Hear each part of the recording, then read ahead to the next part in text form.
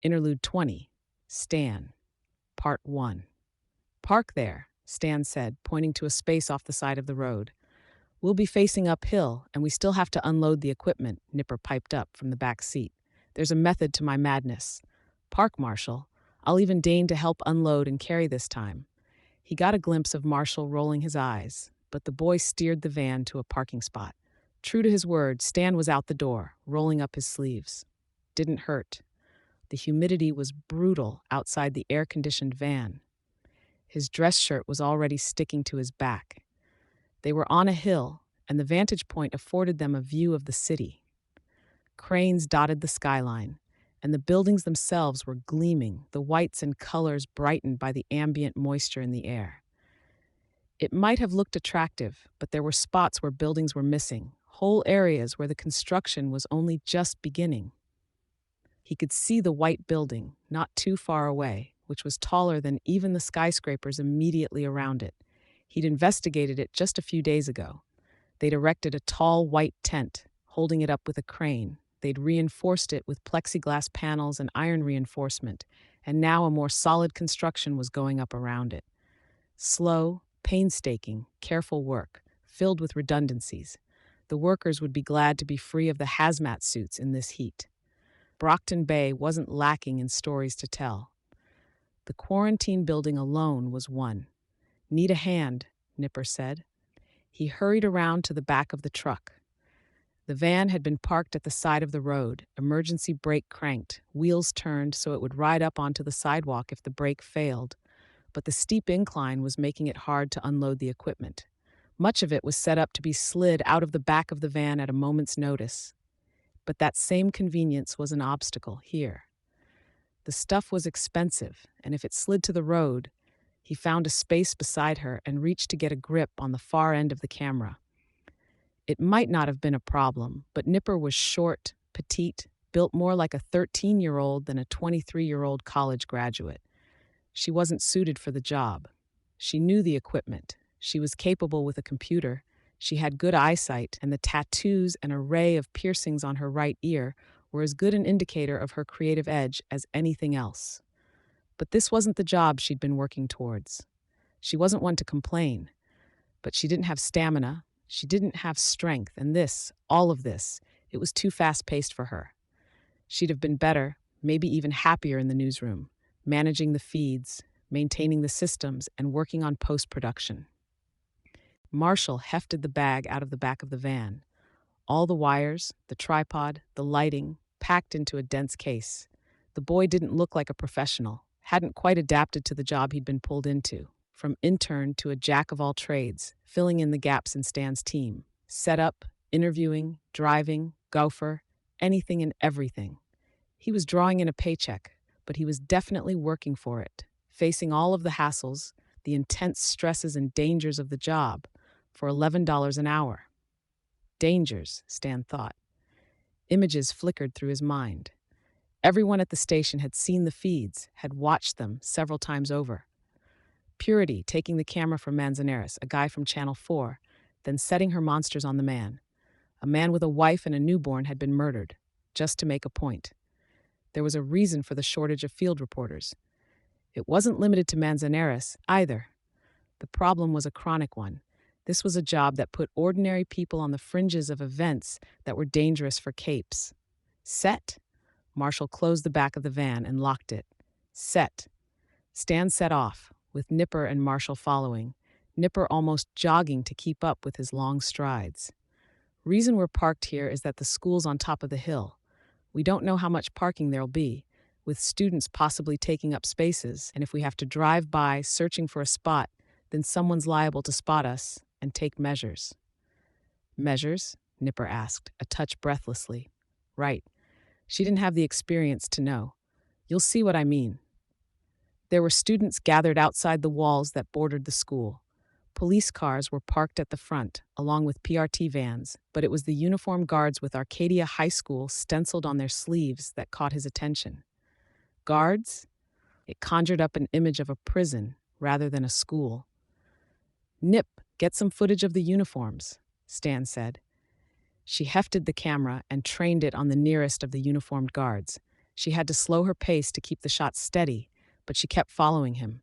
When a group of students obstructed her vision, she shut off the feed and hurried to catch up. They reached the gate, where a woman with a colorful scarf was talking to a PRT uniform. He signaled Nipper, and the young woman raised the camera. "Damn it," the woman with the scarf groaned as she saw them. The police officer took the opportunity to step away. "Don't jump to conclusions," Stan said. "We're not the enemy." "You're here to bog down an overcomplicated situation," she said. "I have enough problems without vultures descending. We're here for the story, that's all. You're in charge here?" "I'm in charge of the school. Principal Howell." He made a mental note. Howell, Howell, Howell. She wasn't the prettiest woman, with old acne scars riddled across her cheeks, a short stature, and a nose that didn't quite fit her face. "Stan Vickery, Channel 12 News." He flashed her his best smile and extended a hand. She didn't take it. "You're not allowed on school property." "I would be if you gave me permission," he said, dropping his hand. The job was politics as much as it was investigation, creativity, and presentation. What did she want? Peace and quiet. "Give us 15 minutes to talk to your students and shoot a few takes in front of the doors, and I'll get the word out that we got the story first." Other stations are playing it safer these days, less crew, less willing to act on sloppy seconds. The principal made a face. Stan smiled. "Sorry, you get what I mean. Give us 15 minutes and we're one less thing you have to worry about today. With luck, I'll be the only local reporter you see today." "With all due respect, Miss Vickery," he said, "already told you my name. But you can call me Stan, Mrs. Howell. Fact of the matter is, you let me in the school and I owe you one. I pull strings or emphasize certain aspects of a story. Not just this one either.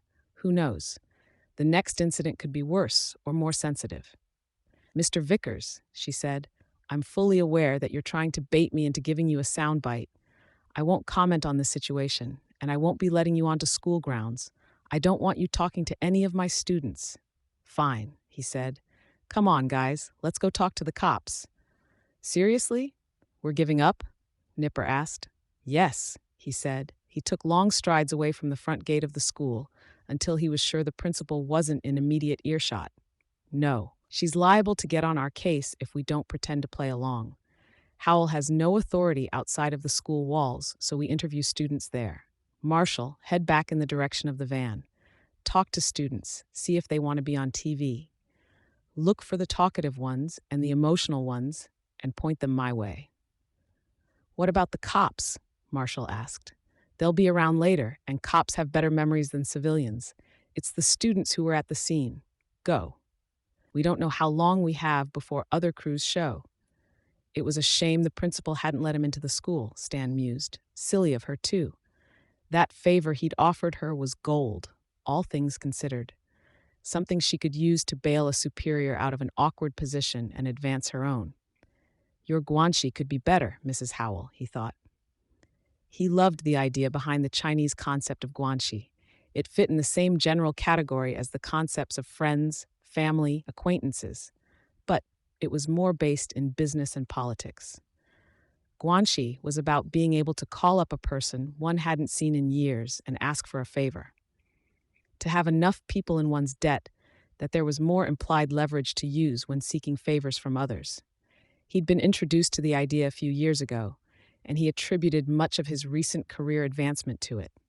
It was something to be aware of at all times, and it changed his perspective on things.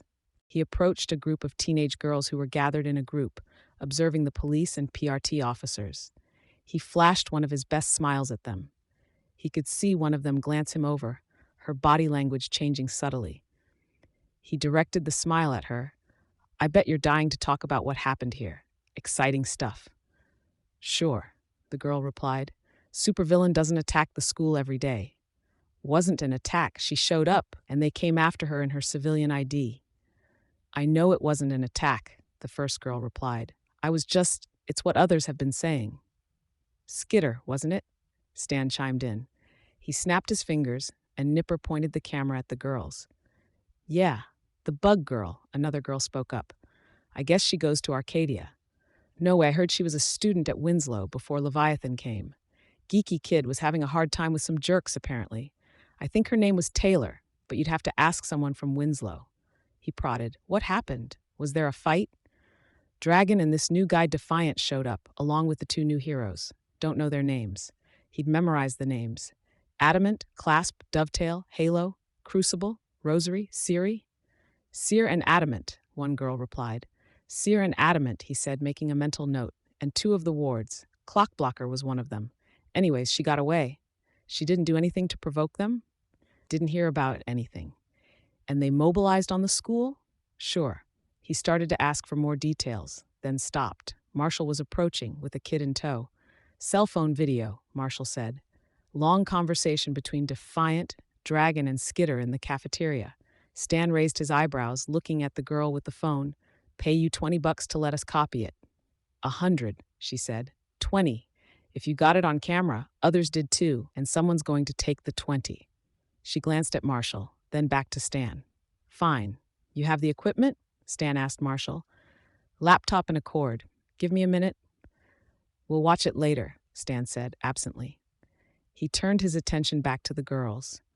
This wasn't the first time he'd walked into a situation almost blind.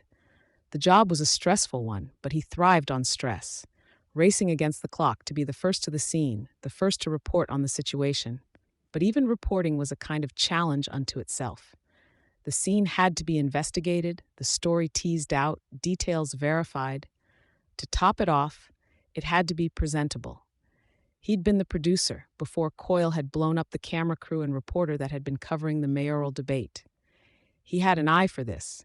Had to, because there was nobody back at the studio that would be able to cover this base for him.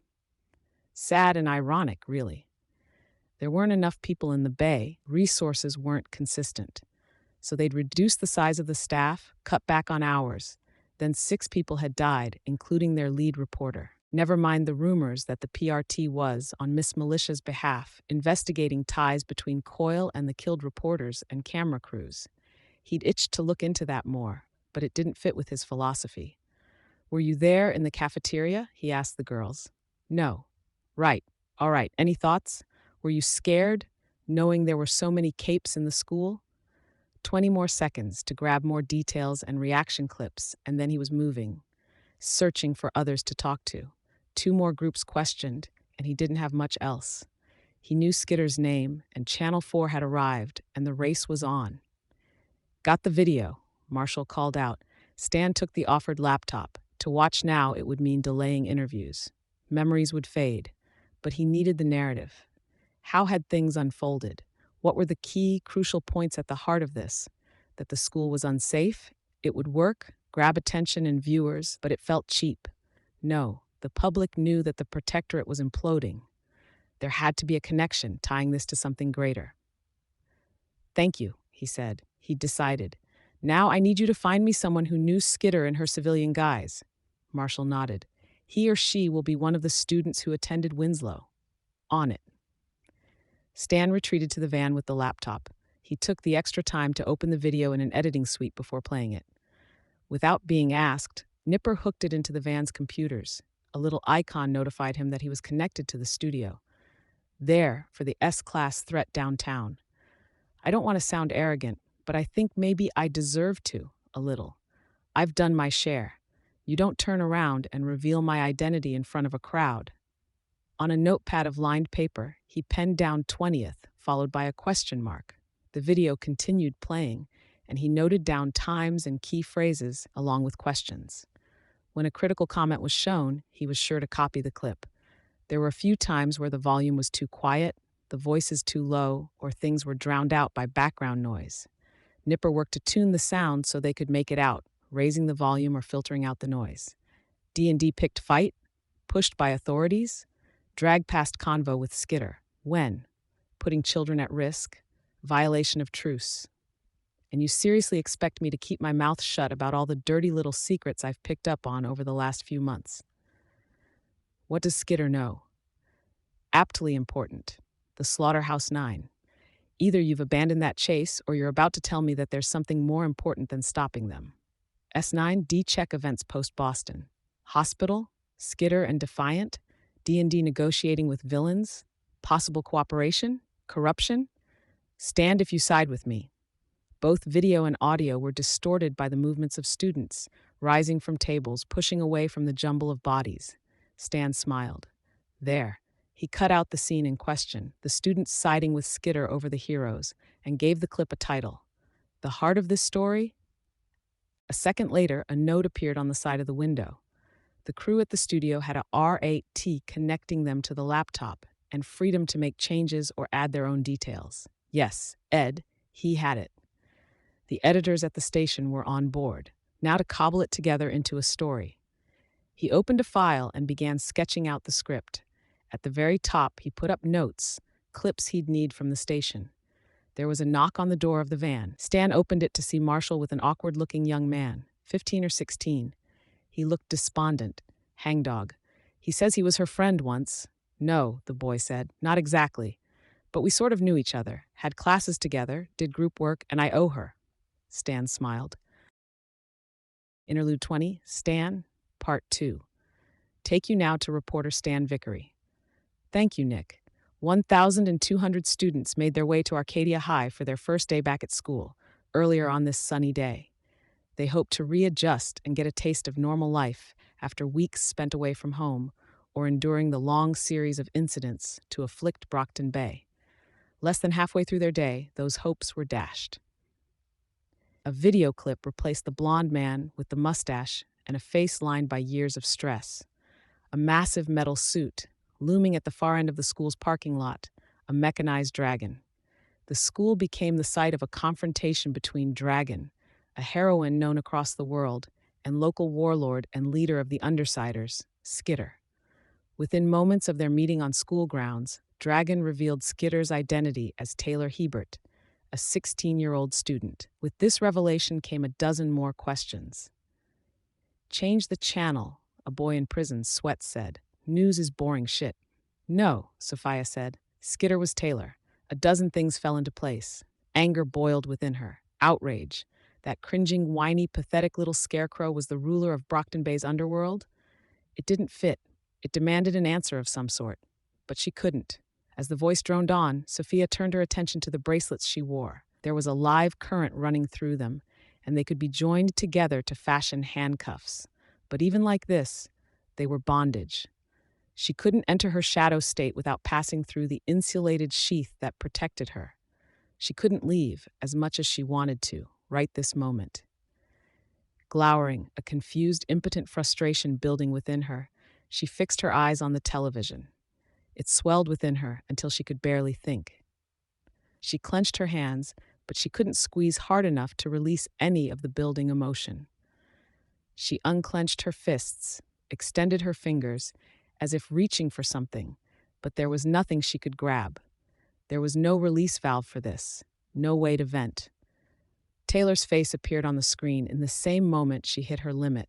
She rose from her seat, aware of the guards advancing on her, and kicked the television screen, shattering it, amid the protests and swearing of her fellow inmates. A second later, they were tackling her. 2 guards at once, forcing her to the ground. She screamed something so incoherent that even she would have been hard-pressed to interpret it. Interlude 20, Stan, Part 3. Who was she? And what motivated these professed heroes to mobilize on a school, risking the lives of students and staff? Skitter herself wondered aloud about their willingness to put hostages within her reach. A clip appeared on the screen. Taylor sitting on the edge of a counter. She spoke, filled with confidence, almost nonchalant. You put me in a room with 300 people I could theoretically take hostage. Why? You can't be that confident I wouldn't hurt someone.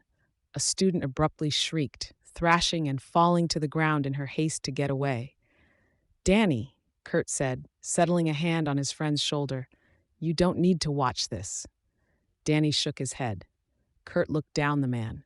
He hadn't even spoken from the moment he'd opened the door and Lacey had wrapped her arms around him.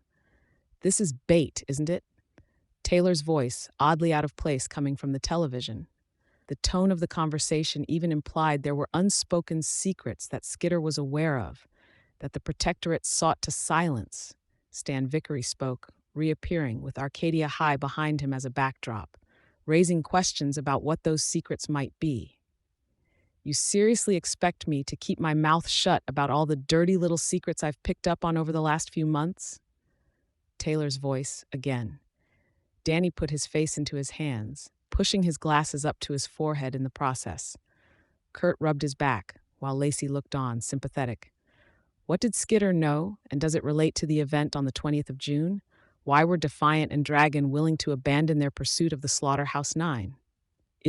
Danny started to speak, but his voice cracked. He paused, then spoke again. Is this on me? No, Lacey said. No, honey. Those aren't questions I'd hoped to pose any answers to today, the news reporter said. The real question is bigger than that and smaller at the same time. What forces drive a child from this? A teenage boy, his eyes downcast. She was nice, quiet. I know people won't believe me when I say it, but she was a genuinely good person. Is a good person, at heart. I'm sorry, Taylor. To this, it switched to Taylor's voice, calm, unruffled, accompanied by the same long-distance, low-resolution footage of her sitting on the counter in the school cafeteria. You'd be surprised what I'm capable of. I've mutilated people, carved out a man's eyes, emasculated him. I've chopped off a woman's toes, flayed people alive with the bites of thousands of insects. Hell, what I did to Triumph. He nearly died, choking on insects, the venom of. Kurt turned off the television. Danny was frozen, unmoving, staring down at his hands. It was context, Lacey said, quiet. She was acting, I'm sure. She broke off as Kurt shook his head, doing more damage than good. We're going to stick by you, okay, Dan? Kurt spoke. Let's have you come by our place. Better you aren't alone right now, yeah? And it'll get you away from those reporters. Danny didn't respond. He stayed hunched over the kitchen table. Unless you want to wait here for her, in case, Lacey asked. She already said goodbye, Danny replied, pushing against the table to help himself rise to a standing position. I think that's it. Interlude 20, Stan, Part 4. You'd be surprised what I'm capable of. I've mutilated people, carved out a man's eyes, emasculated him. I've chopped off a woman's toes, flayed people alive with the bites of thousands of insects. Hell, what I did to Triumph. He nearly died, choking on insects, the venom of 100 bee stings making his throat close up. And what drives dozens of students to reject the heroes of this city in favor of the villain in charge? Stan asked. The widescreen television showed the students rising from the tables, joining Skidder. Another clip followed, showing students actively wrestling with the heroes. Christ, the director spoke. Beside her successor, Piggott was watching in silence, elbows on the table, hands folded in front of her mouth. This could have been avoided, the director said, on multiple levels. Most likely, Defiant replied. He stood at one end of the long table, Dragon beside him. If you would have cut off the feed, deleted the footage from phones, we would have had time to do damage control. We won't ignore people's First Amendment rights, Defiant said. The PRT and the Protectorate have refused to comment, and the silence is damning. In light of what occurred today, the reporting continued in the background. Brockton Bay has become the latest, greatest representation of the troubles the world faces in this new age, and perhaps a representation of the world's hopes. You're better than this, Dragon, Piggott spoke, to the point that I'm left wondering, did you steer all of this in this direction? If you try to place the blame on us, Defiant replied, I think you'll be unpleasantly surprised. This event, the reporter spoke, points to something else entirely, a fatal flaw in the system, the latest and greatest representation of the Protectorate's steady collapse. Director Tagg, Piggott's latest successor, picked up the remote and muted the television. Defiant shifted his weight, clasping his hands behind his back. The body language was smug somehow. Piggott glanced at each of the people who were seated at the table. Mr. Tagg, the director of Brockton Bay's PRT, Director Armstrong from Boston, and Director Wilkins from New York were all present. Mr. Keene sat opposite her. A camera mounted on the table gave the chief director of the PRT eyes on the meeting, where she watched from Washington. Nobody else seemed willing to answer Defiant, some simply staring at him, others watching the segment on the wall-mounted television.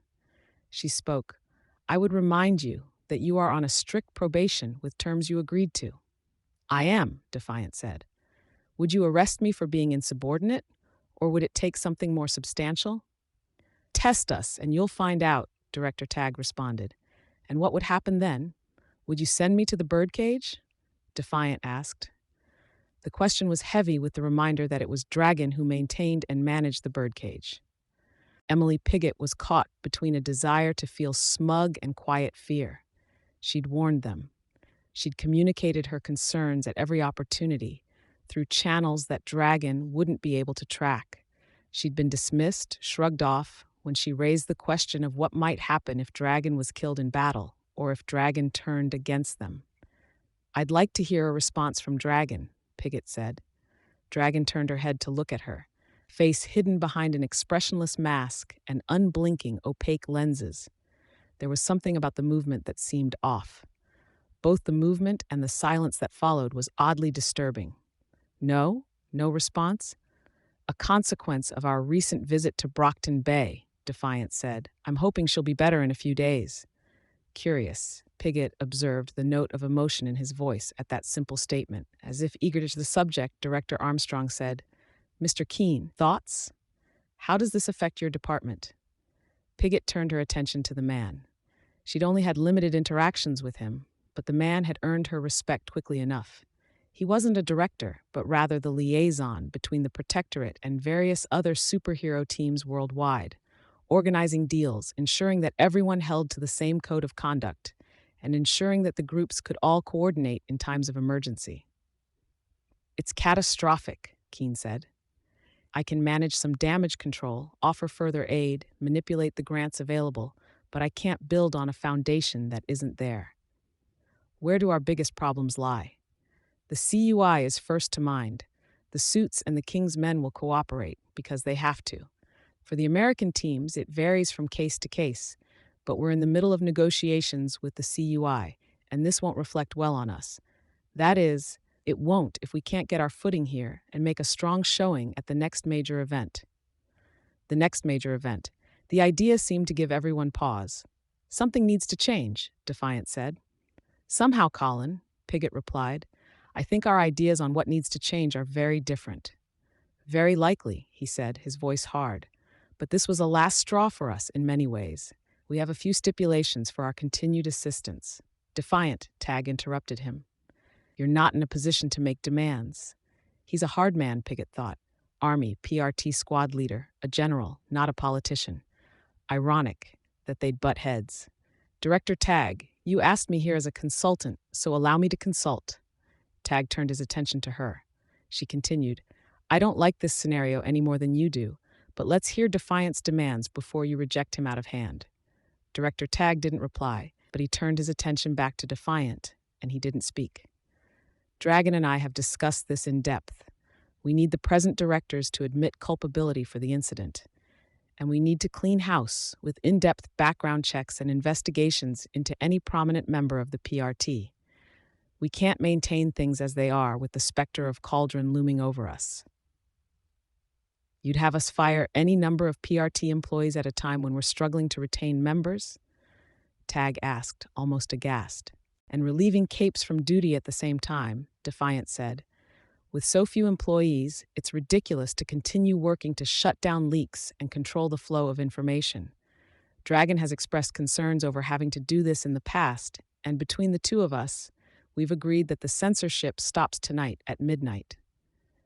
Tag rose from his seat, opening his mouth to speak. I agree, Pigott spoke before her successor could. Heads turned. It's a misuse of resources, she said, and we do need to clean house. You don't have a position to lose, Tag replied. I wouldn't lose it anyways, she retorted. I've had no contact with Cauldron. Keene clapped his hands together once, then smiled. Well said. We have nothing to fear if we aren't connected to them. You realize what they're doing, don't you? Tag asked. How does this investigation happen? Dragon has her AI rifle through all known records and databases. We defeat the sole purpose of the PRT by putting the parahumans themselves in a position of power. That ship has long sailed, Keene commented, with the revelations about Chief Director Costa Brown, if you'll pardon my saying. You're pardoned, the Chief Director's voice sounded over the speaker, crystal clear. I think this would pose more problems than it solves. We'll have to turn you down, Defiant. Then I don't see much of a reason for us to stay, Defiant replied. And if you leave, the assumption is that we'll be left without Dragon's ability to maintain every system and device she's created for us. The PRT without a birdcage, without our computer systems or database, without the specialized grenade loadouts or the containment foam dispensers. An unfortunate consequence, Defiant said. Not a concern at all, the chief director replied. There was a pause. Dragon glanced at Defiant. No? Defiant asked. No, we've been in contact with an individual who has a proven track record with Dragon's technology. He feels equipped, eager, almost, to step into Dragon's shoes should she take a leave of absence. Saint, Defiant said. You're talking about the leader of the Dragon Slayers, criminal mercenaries. My first priority is, and always has been, protecting people. If it's a question between abandoning the security the birdcage offers the world at large or requesting the assistance of a scoundrel. A known murderer, Defiant said. I wouldn't throw stones, Tag replied, his voice a growl. A known murderer, even, the chief director continued, as if she hadn't been interrupted. I will take security without question. Defiant looked at Dragon. The second dilemma I have to pose to you, too, the chief director continued, is simple. What do you expect will happen when the next Endbringer arrives? Between Dragon's brilliant mind and Defiant's analysis technologies, I'm sure you've given the matter some consideration. Without the Protectorate, how does the event tend to unfold? Pigott studied the pair, trying to read their reactions. They were so hard to gauge, even if she ignored the armor. It doesn't go well, Defiant said. It doesn't go well even if we assume the present Protectorate is coordinated and in peak fighting condition. We can't afford a loss, the chief director said. You know it as well as I do. Now tell me, there isn't room for a middle ground. Dragon turned to Defiant and moved with a careful slowness as she set one hand on his arm. We get through the next fight, Defiant said. Then we clean house. I think that's an acceptable compromise. Interlude 20. Stan, Part 5. This event, the reporter spoke, points to something else entirely, a fatal flaw in the system, the latest and greatest representation of the Protectorate's steady collapse. Too rich, Jack commented, smirking. Across the board, I love it. Fantastic. Hookwolf, pacing on the opposite side of the television, grunted a response. Bonesaw was crouched by the side of a machine. She watched with hands on hips as Blasto ratcheted in a bolt at the base of a tall, black-handled lever, his movements jerky with the internal and external mechanisms that forced them. The Protectorate declined to comment, and in light of recent events and allegations of deep-seated secrets, their silence is damning. Almost ready, Bonesaw said, her voice sing-song. You're next, Hooksy. Hookwolf glanced at her, and then at the contraption. Don't tell me you're scared, she said, her tone a taunt. Not of this. I'm questioning if this is the path we should take. I'm expected to bring about the end of the world, Jack said, still watching the television. But this is rather tepid for my tastes. I'd like to hurry it along, inject some more drama into the affair. Event at Arcadia High School is sure to draw attention from across America.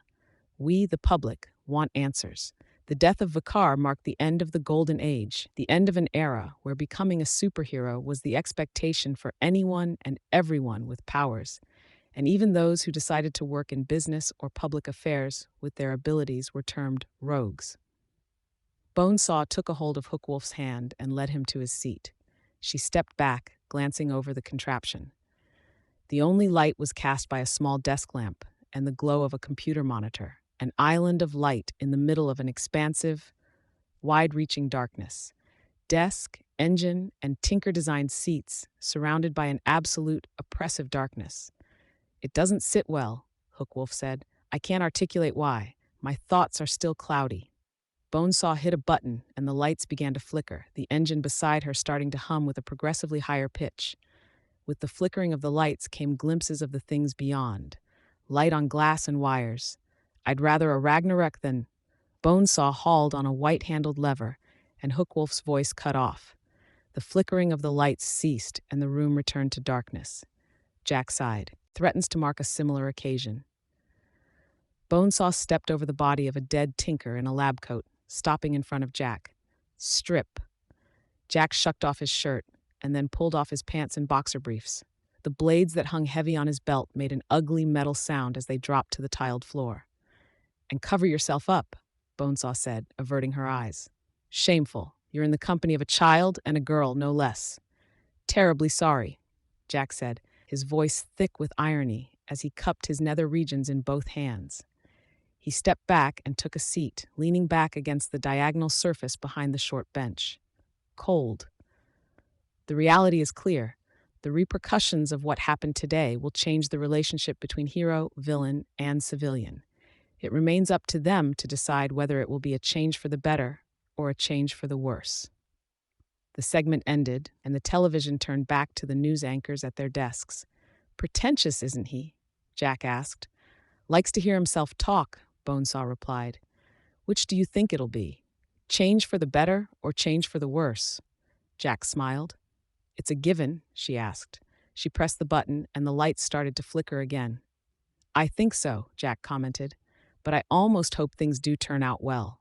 The lights were flickering more violently now, to the point that periods of light matched the periods of darkness. Between the spots in his vision, Jack could see more and more of their surroundings. Row upon row of glass case lined the underground chamber, each large enough to house a full-grown man, though there were only fetal shapes within at present.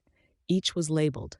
One row had cases marked crawler, crawler, crawler, 10 iterations in total. The next row had 10 cases labeled with the word Siberian, the one after with 10 repetitions of chuckles. One column of cases dedicated to each member of the 9, past and present, with the exception of Jack and one other. "Makes for a greater fall?" Bonesaw asked. "Exactly," Jack replied. He glanced at the one isolated case, felt his pulse quicken a notch. It was the only one that was standalone. Gray Boy. "I guess we find out soon," he said, raising his voice to be heard over the whine of the engine. Bonesaw only laughed. She hauled on the switch with both hands, and the room was plunged into silence and darkness.